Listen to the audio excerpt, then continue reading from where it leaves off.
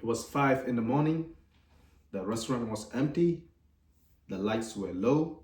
The only sound in the kitchen was the quiet drag of the blade across the whistle.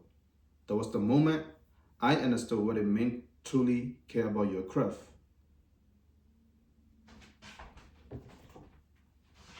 This knife have never been inside a school, and after the day, you will understand exactly why and why it means everything to me.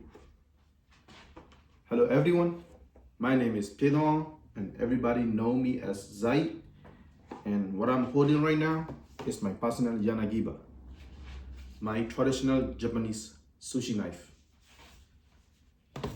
It is one of the most important tools I've ever worked with and one of the most personal objects I own. Today, I'm going to walk through this knife from two perspectives. First, I will describe to you personally and physically and what it looked like, how it is big, and what made it different from any knife you have at home. Have you ever seen in a kitchen drawer? Then I will tell you the story behind it, what it means to me, and where it came from, and why I carry it with me when I first moved to the United States. By the end of the speech, I hope you will never look at a sushi knife the same way again. Let me start with the blade. This blade is approximately 10 to 11 inches long. That might sound intimidating, but the length is intentional. It allows sushi chef to slide through a full fillet of salmon in one single slide. Smooth pull, not back and forth like a saw. One pull. The single motion is what gives sushi its clean, perfect cut. This blade is made of stainless steel. This type of steel holds a sharper edge longer than the knife most people have home. When I say sharp, I mean sharp enough to slice paper, sharp enough to cut piece of fish so thin you can almost see through it. Now look at the shape of this blade. If you look closely, you will notice it is only sharpened on one side. This is called single bevel edge, and it is one of the defining features of Japanese knives. The one-sided sharpness allows for a level of precision that double-edged knife simply cannot match. On the flat side, you can see a slight halo that is called the Ura. It reduces friction so the fish does not stick to the blade as you cut. The blade has a mirror-like polish. It's not just for appearance. The polish is a sign of steel's quality and the care that went into making it. Now the handle. This handle is made from traditional Japanese whole wood, dark, smooth, and shaped to fit naturally in the hand. What makes it unique is that it is octagonal, 8 sides.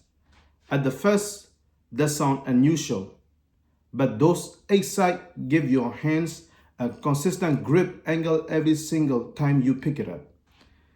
Your hands already know exactly where it is. The kind of reliability matters when you are walking fast and your hand are what? Between the blade and the handle, there's a collar called ferrule. On this knife, mine is made of water buffalo horn. It seals the connection between blade and the handle, and it adds small, beautiful detail that you will only notice if you look closely. The knife is not something you buy at a grocery store, every part of it. The blade geometry, the handle shape, the balance point was designed with one single purpose in mind: to slide raw fish with surgical precision. It's a professional tool, and that is exactly why it does not belong in the school.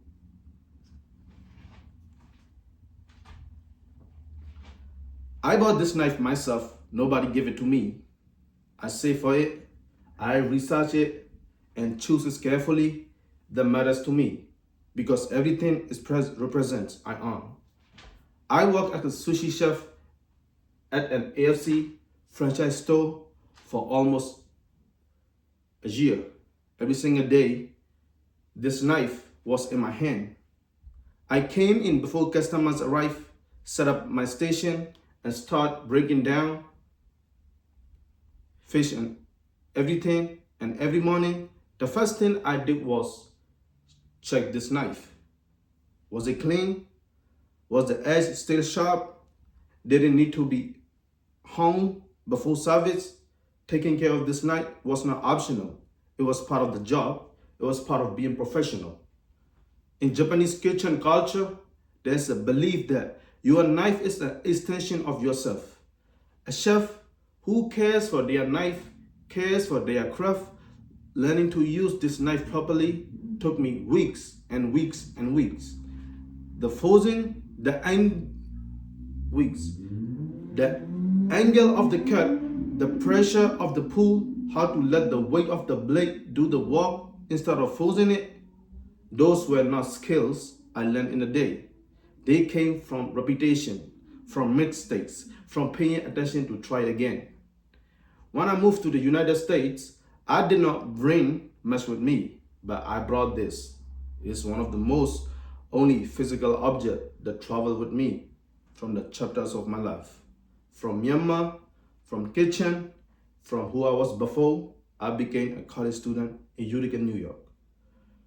When I look at this knife now, I do not think about sushi. I think about discipline. I think about showing up every day, doing the hard thing, getting better at it slowly. I think about how growth does not happen all at once. It happens one careful cut at a time. I'm studying business management now. I no longer cook professionally, but I keep this knife not because I plan to use it, but because it reminds me of something important, that I'm capable of mastering difficult things if I'm a patient, consistent, and willing to put in the work. This knife is a symbol of transition from chef to student, from Myanmar to New York, from one version of myself to another. Every time I see it, it tells me you have done hard things before, you can do them again. So today, I show you two things. I show you a sushi knife, its blade, its single bevel edge, its octagonal handle, its metal polish, and the engineering that make it like anything in your kitchen at home. And I show you what the knife means to me, the discipline it taught me, the journey it represents, the reminder it gives me every single day. This knife never been inside a school, but today it told you something that no textbook could. That the tools we carry say something about who we are, where we have been, and what we still becoming. Thank you.